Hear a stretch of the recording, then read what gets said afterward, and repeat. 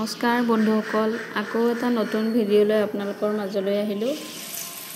আৰু এতিয়া মই দুপৰীয়াৰ কাৰণে পাকঘৰত বৰ্তমান খাবৰ কাৰণেই বনাই আছোঁ। এয়া মগু দালি আছিলে, মগু দালি পিচি পেলাই মিক্সিত এয়া বৰ বনাই আছোঁ।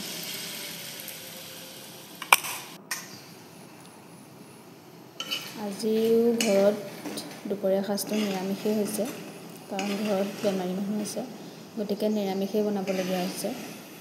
মছলা একো খোৱা নাই, গতিকে এনেকেই আজিৰ দিনটো।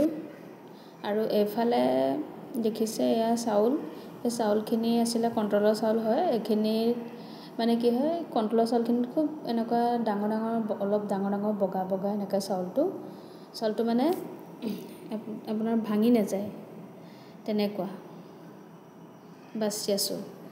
আৰু এয়া মোৰ ইতিমধ্যে হৈয়ে গ'ল ভাত বনাই।